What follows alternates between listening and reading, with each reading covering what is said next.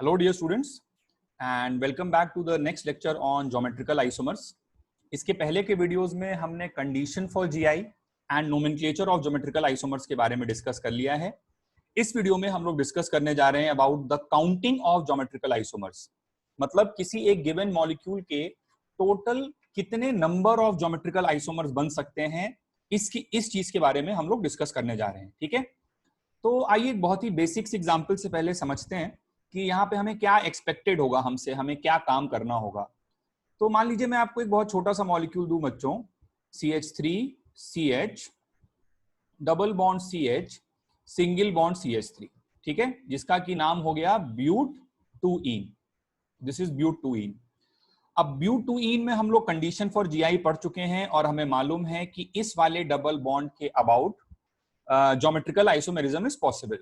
तो पूछा गया यहाँ पे इसके नंबर ऑफ जीआई कितने होंगे। तो ये तो बहुत ही सिंपल सा सवाल है। एक ही डबल बॉन्ड ऐसा है जिसके अबाउट जीआई हो सकता है और total number of geometrical isomer इसके 2 हो जाएंगे। ठीक है, एक बनेगा बच्चों सिस वाला फॉर्म और दूसरा बनेगा ट्रांस वाला फॉर्म। मैं बना के नहीं दिखा रहा हूं, आप चाहो तो बना के देख सकते हो उन्हें। एक बार बना ही लेते हैं चलो। तो एक ये वाला फॉर्म बन जाएगा, ठीक है, और दूसरा वाला फॉर्म बन जाएगा C डबल बॉन्ड C, यहां पर H, यहां H, यहां मिथाइल एंड यहां पर मिथाइल। ओके, तो इसके टोटल 2 ज्योमेट्रिकल आइसोमर्स बनेंगे। एक सिस वाला फॉर्म हो जाएगा और दूसरा ट्रांस वाला फॉर्म हो जाएगा, या फिर ऐसे भी सोच सकते थे कि एक E वाला फॉर्म हो जाएगा और दूसरा Z वाला फॉर्म हो जाएगा। बट ये तो इस केस में हुआ जब मॉलिक्यूल में एक ही ऐसी लोकेशन थी जिसके अबाउट जीआई पॉसिबल था। मान लो कि कोई ऐसा मॉलिक्यूल हो जिसमें एक से ज्यादा लोकेशन दिख रही हो जिसके अबाउट जीआई पॉसिबल है। फॉर एग्जाम्पल, एक एग्जाम्पल लेते हैं छोटा सा। मान लीजिए कि CH3CH double bond CH single bond CH double bond CH single bond CH2CH3, ये तुम्हें एक मॉलिक्यूल दिया हुआ है। ठीक है, और पूछा गया कि भाई बताओ चलो इसके कितने ज्योमेट्रिकल आइसोमर्स बनेंगे। तो पहले तो यहां पर ये चीज आइडेंटिफाई करो कि इस वाले डबल बॉन्ड के अबाउट जीआई पॉसिबल है, क्योंकि इस कार्बन से एक हाइड्रोजन जुड़ा है और एक मिथाइल जुड़ा है, और इस कार्बन से एक हाइड्रोजन जुड़ा है और एक ये पूरा बड़ा वाला ग्रुप जुड़ा हुआ है। ठीक है, तो A not equal to B, C not equal to D, तो इस डबल बॉन्ड के अबाउट जीआई हो सकता है। सिमिलरली इस वाले डबल बॉन्ड के अबाउट भी तुम अगर कंडीशन चेक करोगे तो यहां पर भी जीआई पॉसिबल है। तो 2 ऐसे डबल बॉन्ड्स आ रहे हैं जहां पर ज्योमेट्रिकल आइसोमेरिज्म पॉसिबल है। तो अब ऐसे केस में हमको total number of geometrical isomers बताने हैं। ठीक है, तो देखो जब भी ऐसी सिचुएशन आएगी कि एक से ज्यादा डबल बॉन्ड हो जहां पर जीआई पॉसिबल हो, तो ऐसे क्वेश्चंस में नंबर ऑफ जीआई का आंसर देने के पहले बच्चों हमको ये चीज चेक करनी पड़ेगी कि ये मॉलिक्यूल सिमेट्रिकल है या अनसिमेट्रिकल है। अब सिमेट्रिकल या अनसिमेट्रिकल से मेरा क्या मीनिंग है, देखो जैसे ये वाला जो मॉलिक्यूल मैंने यहां पर लिया है, this is an unsymmetrical molecule. ठीक है, तो ये हम लोग कैसे क्लासिफाई करेंगे कि अनसिमेट्रिकल है या सिमेट्रिकल है। देखो 2 तरीके हो सकते हैं। पहला तरीका तो ये है कि तुम मॉलिक्यूल को बीच से डिवाइड कर दो, है ना। जैसे मान लो हाइपोथेटिकली मैं इसको बीच से ऐसे काट रहा हूं, तो लेफ्ट हैंड साइड और राइट हैंड साइड अगर एकदम आइडेंटिकल आ रहा है तो इसका मतलब वो मॉलिक्यूल सिमेट्रिकल है, अदरवाइज वो अनसिमेट्रिकल है। ठीक है, जैसे यहां पे देखो क्या इधर CH3 दिख रहा है, इधर CH3 दिख रहा है, तो इतना हिस्सा तो सेम है। लेकिन फिर इसके बाद क्या दिख रहा है, CH डबल बॉन्ड CH, और यहां पे sp2 वाला कार्बन दिख रहा है और यहां पर sp3 वाला कार्बन दिख रहा है। तो इसका मतलब दोनों हिस्से बिल्कुल सेम नहीं है। एक ये तरीका हो सकता है सोचने का, या फिर ऑल्टरनेटिवली दूसरा तरीका हो सकता है कि तुम मॉलिक्यूल के दोनों कोनों से सेंटर की तरफ बढ़ना स्टार्ट करो, दोनों कोनों से सेंटर की तरफ बढ़ना स्टार्ट करो। जब तुम बीच में जाके मिलो, अगर तब तक हर एक चीज है ना, आई रिपीट माई सेल्फ, हर एक चीज बिल्कुल 100% आइडेंटिकल मिल रही है, तभी ऐसे केस में मॉलिक्यूल को सिमेट्रिकल बोलेंगे, अदरवाइज वो अनसिमेट्रिकल हो जाएगा। जैसे मान लो मैंने इस कोने से और इस कोने से टुवर्ड्स द सेंटर चलना चालू किया, तो यहां मुझे क्या दिख रहा है, CH3, यहाँ पे क्या दिख रहा है CH3, यहाँ तक तो बात सेम है, लेकिन यहाँ पे आए तो यहाँ CH दिख रहा है और यहाँ CH2 दिख रहा है, तो अलग अलग डिफरेंस आ गया। और अगर डिफरेंस एक कहीं पर भी एक भी जगह पर अगर डिफरेंस आ गया तो ऐसे मॉलिक्यूल को हम लोग अनसिमेट्रिकल मॉलिक्यूल बोलेंगे। ठीक है, तो आई होप काफी डिटेल में मैंने बता दिया है अनसिमेट्रिकल और सिमेट्रिकल किस तरह से पहचानना है, ये आइडिया तो आपको लग ही गया होगा। और आगे चल के हम लोग ऑब्वियसली एग्जाम्पल्स बहुत सारे करेंगे। तो फिलहाल यहाँ की बात करें तो ये एक अनसिमेट्रिकल मॉलिक्यूल है। अब अनसिमेट्रिकल वाले केस में टोटल नंबर ऑफ जीआई की अगर हम लोग बात करें, ठीक है, टोटल नंबर ऑफ जीआई की अगर बात करें तो it is given by 2 raised to the power n, where n is the number of GI locations या number of double bonds जिनके अबाउट ज्योमेट्रिकल आइसोमेरिज्म पॉसिबल है। n is number of GI locations। ये बात ध्यान दीजिए, मैंने ये नहीं बोला है कि n is the number of double bonds, मैंने बोला है n is the number of those double bonds which can show geometrical isomerism। ऐसे भी कुछ डबल बॉन्ड्स मॉलिक्यूल में हो सकते हैं जो डबल बॉन्ड तो हैं लेकिन उनके अबाउट ज्योमेट्रिकल आइसोमेरिज्म नहीं हो पा रहा है, तो आपको n की जगह पर वही पुट करना है या उन डबल बॉन्ड्स को सब्स्टिट्यूट करना है जिनके अबाउट प्यारे बच्चों जीआई पॉसिबल हो रहा हो। अच्छा, अब आप सोचोगे सर कैसे, इस फॉर्मूले का लॉजिक क्या है? तो बहुत ही सिंपल है यार, देखो अब ये एक डबल बॉन्ड है और ये एक डबल बॉन्ड है, ठीक है, इसके अबाउट हो सकता है E और Z और इसके अबाउट भी हो सकता है E और Z। ठीक है, तो पहला स्ट्रक्चर सपोज करो मैंने EE बना दिया, दूसरा स्ट्रक्चर मैंने EZ बनाया, तीसरा स्ट्रक्चर मैंने ZE बनाया और चौथा स्ट्रक्चर मैंने ZZ बना दिया। मतलब EE का मतलब हो गया कि पहले के अबाउट भी E और दूसरे के अबाउट भी, या ऐसे भी सोच सकते थे cis cis, cis trans, trans cis and trans trans. ठीक है, एक बार आप चाहो तो चारों स्ट्रक्चर बना के आप देख सकते हो। और थोड़ा मोड़ा अगर मैथ्स में P एंड C समझते हो तो बहुत ही आसान है भाई, हर लोकेशन को मैं दो तरह से फिल कर सकता हूँ। मेरे पास दो डबल बॉन्ड्स हैं और हर लोकेशन को मैं दो तरह से फिल कर सकता हूँ, तो टोटल 2 की पावर n हो जाएगा, where n is the number of GI locations. तो आप चाहो तो एक स्ट्रक्चर में बना के दिखा भी देता हूं आपको। इस पर्टिकुलर केस में अगर मैं एक स्ट्रक्चर बनाऊं तो C डबल बॉन्ड C और C डबल बॉन्ड C, ठीक है, और इधर मैंने लगाया H, इधर मैंने लगाया H, यहां पर मैंने लगाया मिथाइल और यहां पर मैंने लगाया H, इधर लगाया H, यही सब ग्रुप्स लगे हुए हैं। और यहां पर CH2 CH3 लगा है, जिसको चाहो तो इथाइल भी लिख सकते हो या CH2 CH3 लिख सकते हो। तो देखो ये एक आइसोमर बना है ना, ये जो ऊपर गिवन मॉलिक्यूल आपको दिया हुआ है इसको ध्यान से देखिए, इसका स्ट्रक्चर एनालाइज करिए, यही स्ट्रक्चर है इसका। तो ये इसका एक फॉर्म बना जिसमें इस वाले डबल बॉन्ड के अबाउट भी सिस है और इस वाले डबल बॉन्ड के अबाउट भी सिस है। समझ गए? अब इसी तरह से तुम टोटल 4 अलग अलग स्ट्रक्चर बना सकते हो जो एक दूसरे में इंटर कन्वर्टेबल नहीं होंगे। तुम इस हाइड्रोजन और मिथाइल को इंटरचेंज कर दो, मिथाइल को ऊपर लगा दो, हाइड्रोजन को नीचे लगा दो, तो बच्चों एक नया स्ट्रक्चर तैयार हो जाएगा। उसमें क्या कॉन्फ़िगरेशन हो जाएगी? ट्रांस और सिस। फिर इसी तरह इसको सिस रखते हुए इस वाले को ट्रांस बना दो, इन दोनों को इंटरचेंज कर दो, ठीक है, तो वो क्या हो जाएगा? सिस और ट्रांस। और फाइनली एक लास्ट तुम्हें मिल जाएगा ट्रांस और ट्रांस। तो आई होप आपको बात समझ में आई होगी और इस तरह से आप बनाकर देख सकते हैं। ठीक है, चलिए फिर हम लोग नेक्स्ट बात करते हैं। ये तो अनसिमेट्रिकल की बात हो गई, 2 की पावर n सिंपल सा फॉर्मूला हो गया। नेक्स्ट हम लोग बात करते हैं एक से ज्यादा डबल बॉन्ड हो जहां पर GI हो रहा है and the structure is symmetrical.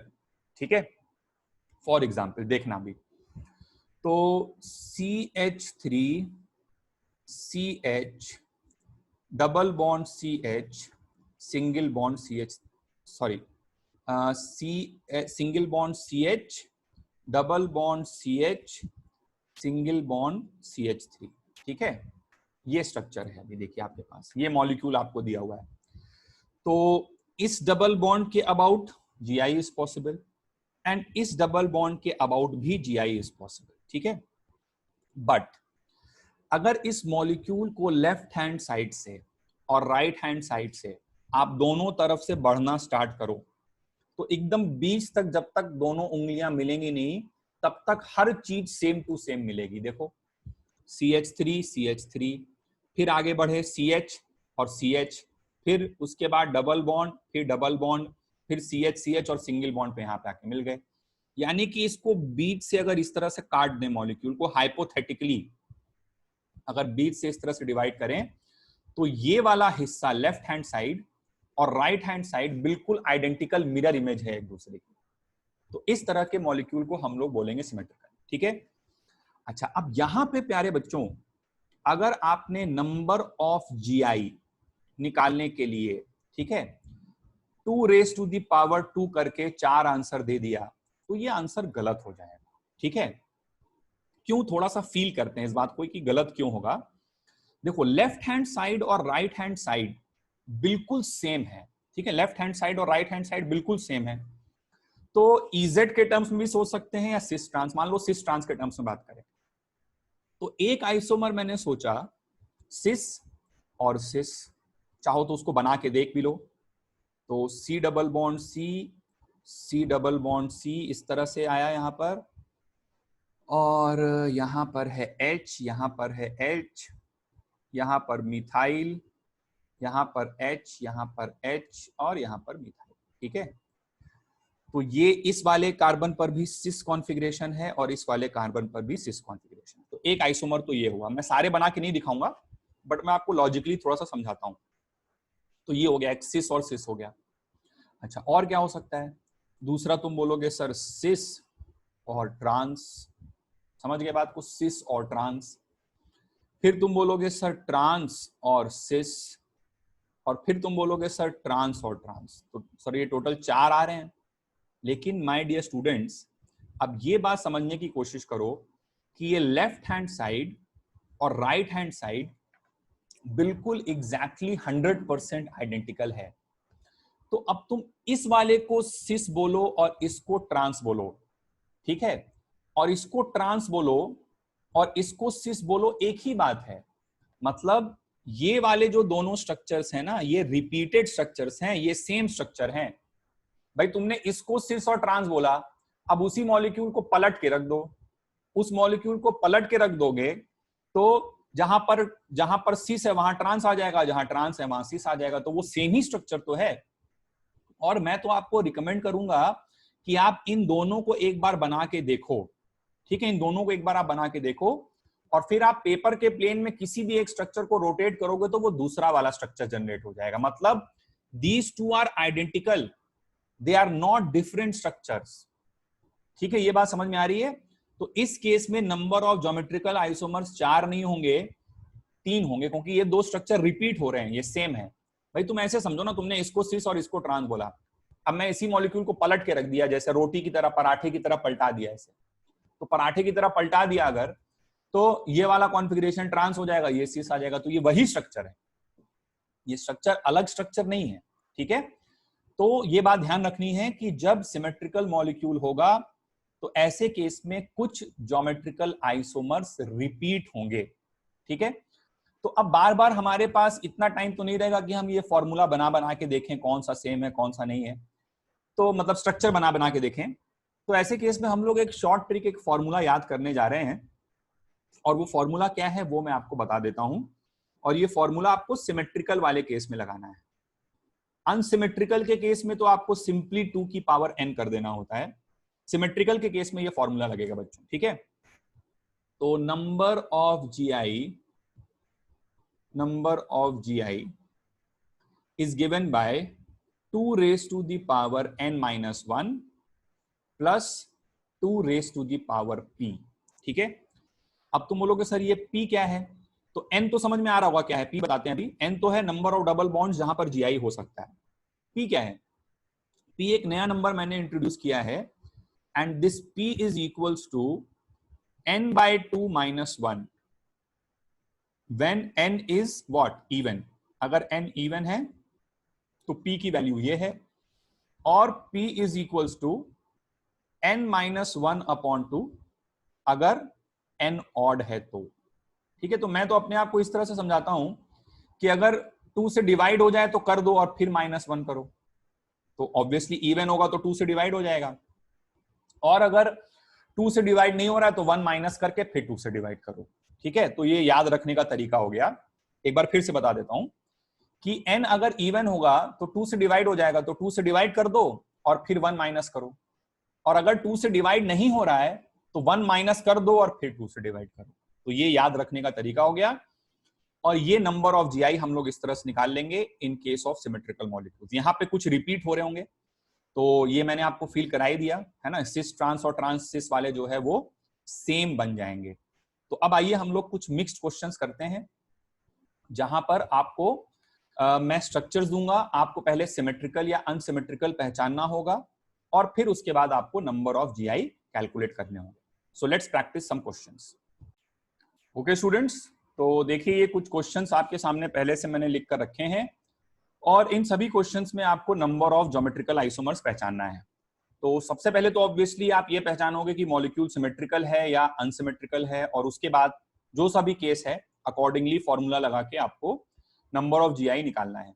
तो मैं क्वेश्चंस को सॉल्व करने जा रहा हूं, बट उसके पहले I would request each one of you कि आप वीडियो को पॉज करके इन क्वेश्चंस को अच्छे से एक बार नोट डाउन कर लें, और नोट डाउन करने के बाद फिर आप एक बार खुद से अटेम्प्ट करने के बाद तब आप सोल्यूशन देखिए। तो आइए चलिए हम लोग पहला क्वेश्चन डिस्कस करते हैं। अब ये वाला मॉलिक्यूल मुझे देखते ही समझ में आ गया, दिस इज यू मतलब अनसिमेट्रिकल, मतलब इधर से CH3 चलो और इधर से चलो तो Cl है, तो पहले ही डिफरेंस मिल गया, तो ये अनसिमेट्रिकल है। तो अनसिमेट्रिकल के केस में तो बहुत ही सिंपल सा फॉर्मूला होता है, 2 की पावर n कर देना होता है। ठीक है, तो इस डबल बॉन्ड के अबाउट जीआई हो सकता है, इस डबल बॉन्ड के अबाउट भी जीआई हो सकता है, और इस डबल बॉन्ड के अबाउट भी जीआई हो सकता है। तो number of geometrical isomers will B 2 raised to the power 3 that is equals to 8। 8 isomers बनेंगे इसके, EEZ, EZE, इस तरह से टोटल 8 कॉम्बिनेशंस अलग अलग आएंगे, सब डिफरेंट मॉलिक्यूल्स हैं। ठीक है, जिनके डिफरेंट स्पेशियल ओरिएंटेशंस हैं। नेक्स्ट देखते हैं, इस मॉलिक्यूल में यहाँ पे मुझे sp3 वाला कार्बन दिख रहा है, यहाँ सिंगल बॉन्ड है और यहाँ पे डबल बॉन्ड है। ठीक है, तो ये देखते ही मैं समझ गया दोनों कोने अलग अलग हैं, एंड्स आर डिसिमिलर, है ना। तो ये मॉलिक्यूल भी अनसिमेट्रिकल हो गया, तो मेरा 2 की पावर n वाला फॉर्मूला चल जाएगा। तो GI is equals to 2 raised to the power, अब बहुत सारे बच्चे यहाँ पे क्या गड़बड़ करेंगे कि वो n का वैल्यू 4 पुट कर देंगे। n का वैल्यू बच्चों आपने 4 डाल दिया, गलत हो जाएगा। ध्यान से देखो, इस वाले डबल बॉन्ड के अबाउट GI नहीं हो सकता भाई, यहाँ पर ये CH2 है ना, तो यहाँ तो दोनों हाइड्रोजन सेम है, तो यहाँ इस वाले डबल बॉन्ड के अबाउट GI नहीं होगा। तो ये डबल बॉन्ड तो है लेकिन GI नहीं हो रहा है, तो GI कितनों के अबाउट हो रहा है, 1, 2 और 3 के अबाउट हो रहा है। तो 2 की पावर 3 8 पुट कर देना, हो गया काम खत्म। ठीक है, चलो इसी तरह से इस वाले मॉलिक्यूल को देखिए, यहां से चले डबल बॉन्ड, फिर उसके बाद सिंगल बॉन्ड आ रहा है, यहाँ पे डबल बॉन्ड सिंगल बॉन्ड, और फिर इसमें यहाँ सिंगल बॉन्ड है लेकिन इसमें यहाँ पर डबल बॉन्ड आ जा रहा है। ठीक है, तो ये तो हो गया अनसिमेट्रिकल हो गया, एंड्स आर डिसिमिलर। भाई दोनों कोनों से चलते जाओ, कोई भी डिफरेंस मिल जाए तो अनसिमेट्रिकल है, एकदम 100% सेम मिले दोनों हाथ मिलने तक तभी वो सिमेट्रिकल है। तो ये भी अनसिमेट्रिकल वाली कैटेगरी में ही आएगा, इसको भी अनसिमेट्रिकल ही बोलेंगे। और अनसिमेट्रिकल बोलेंगे तो number of geometrical isomers will be equals to 2 की पावर 2। अब तुम बोलोगे सर क्यों, तो सोचो जरा, अपना दिमाग लगाओ। भाई इस डबल बॉन्ड के अबाउट GI नहीं हो सकता, इस वाले डबल बॉन्ड के अबाउट भी GI नहीं हो सकता, तो GI तो बस यहाँ पे हो सकता है और यहाँ पे हो सकता है, 2 डबल बॉन्ड है। ठीक है, तो यहाँ पे नंबर ऑफ ज्योमेट्रिकल आइसोमर्स 4 हो जाएंगे। आई होप आप बात को समझ पा रहे होंगे। और क्वेश्चन नंबर 4 में आ जाते हैं। क्वेश्चन नंबर 4 देखा जाए, थोड़ा इसका एनालिसिस किया जाए, तो यहाँ देखिए ये हमें सेम मिल रहा है, फिर आगे बढ़े ये भी सेम मिल रहा है, फिर इसके बाद डबल बॉन्ड, यहाँ भी डबल बॉन्ड, फिर आगे बढ़े सिंगल बॉन्ड, यहाँ भी सिंगल बॉन्ड, फिर आगे बढ़े डबल बॉन्ड, यहाँ भी डबल बॉन्ड, और फिर आगे बीच में आके मिल गए। तो बिल्कुल आइडेंटिकल है, एंड्स आर सिमिलर। ठीक है, एकदम सेम है सारी चीजें। तो ये वाले मॉलिक्यूल को मैं किस कैटेगरी में डालूंगा, सिमेट्रिकल। ठीक है, बहुत सारे बच्चे इसी में परेशान रहते हैं सिमेट्रिकल और अनसिमेट्रिकल कैसे पहचाने, इसीलिए उसका मैंने आपको एकदम एक बिल्कुल बेसिक फंडामेंटल तरीका बता दिया। आप कोई भी क्वेश्चन कर सकते हो इस तरह से। ठीक है, तो सिमेट्रिकल हो गया। अच्छा, अब सिमेट्रिकल हुआ तो number of GI will be equals to, n का वैल्यू कितना है भाई? इस डबल बॉन्ड के अबाउट हो सकता है, इसके अबाउट भी हो सकता है, इसके अबाउट भी हो सकता है, इसके अबाउट भी हो सकता है, तो 4 है। तो number of GI will B 2 raised to the power n minus 1 plus 2 raised to the power n by 2 minus 1। ठीक है, ये फॉर्मूला हो गया हमारा। तो इसको देखिए कितना बन जाएगा, ये 2 की पावर 3 प्लस 2 की पावर 2 माइनस 1, तो 2 माइनस 1 2 की पावर 1 हो जाएगा, तो ये आ जाएगा 8 और 2 10 ज्योमेट्रिकल आइसोमर्स बनेंगे इस केस में। ठीक है, तो बार बार हम लोग बना बना के नहीं देखेंगे, फॉर्मूला हमने इसीलिए डिराइव किया है कि हम लोग इस तरह से सोच पाए। तो कुछ और क्वेश्चंस करते हैं आइए, जहां से थोड़ी आपकी और अच्छी प्रैक्टिस हो सके। तो नेक्स्ट हम लोग कुछ और क्वेश्चंस नोट डाउन करते हैं।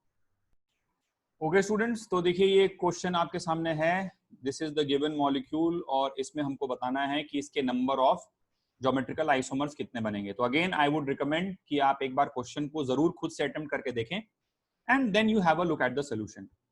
तो चलिए पहले तो डिसाइड करते हैं मॉलिक्यूल सिमेट्रिकल है या अनसिमेट्रिकल। तो OH N डबल बॉन्ड इधर से बढ़ते जाइए, यहाँ पे CH आ गया, यहाँ पर भी CH आ गया, फिर इसके बाद यहाँ डबल बॉन्ड, सब कुछ सेम आ रहा है। ठीक है, बिल्कुल एकदम बीच से काटिए तो लेफ्ट और राइट एकदम आइडेंटिकल है, मिरर इमेज है एक दूसरे की। तो इसका मतलब बच्चों ये मॉलिक्यूल तो हो गया सिमेट्रिकल। अच्छा भाई, अब मुझे निकालना है कि इसमें कितने ऐसी लोकेशंस हैं जहां पर GI हो सकता है। तो इस C डबल बॉन्ड N के अबाउट GI हो सकता है, इस C डबल बॉन्ड C के अबाउट भी हो सकता है, इस C डबल बॉन्ड C के अबाउट भी हो सकता है, और इस C double bond N। 4 locations हैं भाई। जैसे C डबल बॉन्ड C के अबाउट GI होता है, वैसे हमने पढ़ा हुआ है C डबल बॉन्ड N के अबाउट भी हो सकता है। तो there are 4 locations. So if there are 4 locations and it is a symmetrical molecule, then number of GI will be equals to 2 raised to the power 4 minus 1 plus 2 raised to the power 4 by 2 minus 1, 2 raised to the power n minus 1 plus 2 raised to the power n by 2 minus 1। तो ये आ गया 2 की power 3 8, और ये आ गया 2 की power 1 2, तो 8 plus 2 10 answer आ गया। ठीक है ना, चलिए आइए अगले क्वेश्चन पे बढ़ते हैं। अगले क्वेश्चन में बढ़िए, यहाँ पे 5 मेंबर्ड रिंग दिख रही है, डबल बॉन्ड है, 5 membered ring with double bond है। फिर आगे बढ़े CH, फिर आगे बढ़े C, और ये C सेम मिल रहा है, एक ड्यूटीरियम यहाँ भी है, फिर CH, मतलब बीच से काटिए तो लेफ्ट वाला हिस्सा राइट वाला हिस्सा एकदम मिरर इमेज है, और एकदम अगर मिरर इमेज है तो बच्चों ये मॉलिक्यूल सिमेट्रिकल हो गया। दोनों तरफ से आपको बढ़ना है बेसिकली मॉलिक्यूल की तरफ। ठीक है, so this is a symmetrical molecule. And my dear friends, अगर ये एक सिमेट्रिकल मॉलिक्यूल है तो इसमें नंबर ऑफ GI हो जाएंगे, कितनी लोकेशंस हैं? 1 लोकेशन, 2 लोकेशन, 3 लोकेशन। 3 लोकेशंस हैं, आप चेक कर लीजिए। देयर आर 3 लोकेशंस जिनके अबाउट GI हो सकता है। तो नंबर ऑफ GI हो जाएंगे 2 raised to the power n minus 1 plus 2 raised to the power odd है इस बार, तो n minus 1 by 2। तो ये कितना आ गया भाई? 2 की पावर 2 प्लस 2 की पावर 1, तो 4 और 2 6 ज्योमेट्रिकल आइसोमर्स इसके बनेंगे टोटल। ठीक है, सिमेट्रिकल मॉलिक्यूल है। एक लास्ट क्वेश्चन आपको और करा देता हूं। ओके स्टूडेंट्स, तो देखिए क्वेश्चन आपके सामने पहले से लिखा हुआ है और ये काफी अच्छा सवाल है। तो आप एक बार क्वेश्चन को प्रॉपर्ली नोट डाउन कर लीजिए और 2 मिनट थॉट दीजिए, इसमें दिमाग अपना लगाइए कि कितने इसके ज्योमेट्रिकल आइसोमर्स बन सकते हैं। ठीक है, तो आइए हम लोग डिस्कस करते हैं इसे। अब देखिए पहले तो हम लोग थोड़ा सा ये डिस्कस करते हैं बच्चों की इसमें किस किस डबल बॉन्ड के अबाउट GI हो सकता है। तो एक तो डबल बॉन्ड मुझे यहां दिख रहा है, एक डबल बॉन्ड मुझे यहां दिख रहा है, और एक डबल बॉन्ड मुझे यहां दिख रहा है। अच्छा, रिंग वाले डबल बॉन्ड को मत कंसिडर किया करो। अगर रिंग में कहीं डबल बॉन्ड आ रहा है तो उसमें जैसे मान लो साइक्लोहेक्सीन है ना, तो रिंग में GI कब होगा ये मैं आगे बताऊंगा।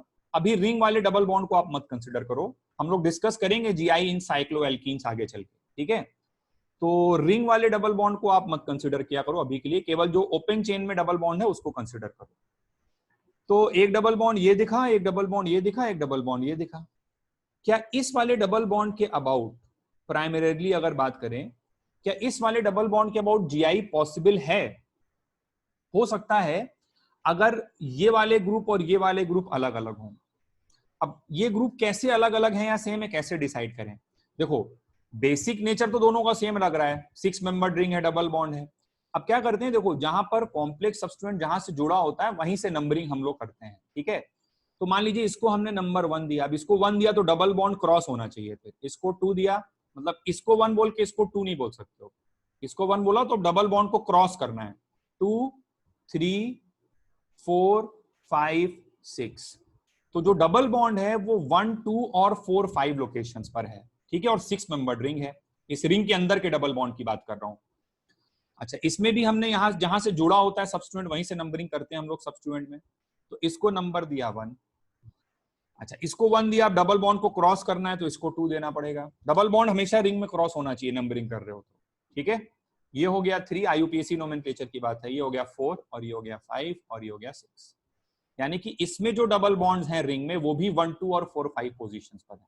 तो दोनों 6 मेंबर्ड रिंग हैं, दोनों में डबल बॉन्ड्स की लोकेशन सेम है।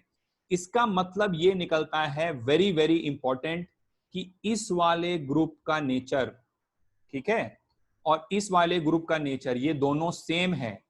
यानी कि इस वाले डबल बॉन्ड के about A is equals to B आ गया, और अगर ऐसा है डियर स्टूडेंट्स तो इसके अबाउट तो जीआई होगा ही नहीं। दिस डबल बॉन्ड में दोनों ग्रुप्स आइडेंटिकल लगे हुए हैं तो यहां पर जीआई नहीं हो सकता। यहां पे देखते हैं, चलो अगले वाले जो दूसरा टर्मिनल है डबल बॉन्ड का, तो दूसरा टर्मिनल डबल बॉन्ड का है, तो यहां पर देखिए भाई नंबरिंग किए 1, और अब देखो इधर से भी डबल बॉन्ड है, सेम लोकेशन पर है, तो किधर भी जा सकते हो, 2 3 4 5 6। तो यहां पर डबल बॉन्ड 2 3 और 5 6 पोजीशन पर है। इसमें आ जाओ, इधर दिए 1, इधर 2 3 4 5 6। इस रिंग में डबल बॉन्ड 1 2 और 4 5 पे है, यहां पर 2 3 और 5 6 है, 5 6 पे है। Very important concept. इस बात का मीनिंग ये निकल रहा है कि ये वाली रिंग और ये वाली रिंग, भाई देखो हमें केवल स्ट्रक्चर देख के नहीं पहचानना ना, उसमें डबल बॉन्ड की लोकेशन क्या है, ये सब चीजें सेम होनी चाहिए, कनेक्टिविटी सेम होनी चाहिए। और आप इस तरह से भी देखो, ये वाला कार्बन जो है इधर से sp3 कार्बन से जुड़ा है और ये कार्बन sp2 से जुड़ा हुआ है इधर, तो ये सेम कैसे हो सकते हैं? ये सेम नहीं है, अलग अलग हैं। ये रिंग और ये रिंग अलग अलग है, और ये दोनों रिंग्स अगर अलग अलग हैं तो इस डबल बॉन्ड के अबाउट जीआई होगा, और इस डबल बॉन्ड के अबाउट तो जीआई हो ही रहा है।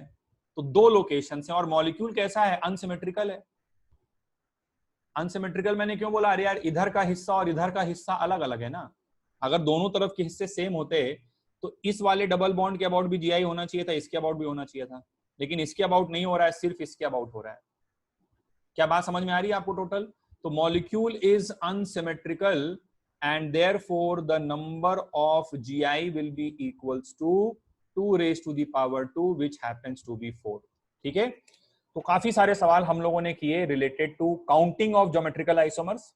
नेक्स्ट वीडियो में हम लोग स्टार्ट करेंगे geometrical isomerism in substituted cycloalkanes. ठीक है, till then take care of yourself and I will see you again in the next video.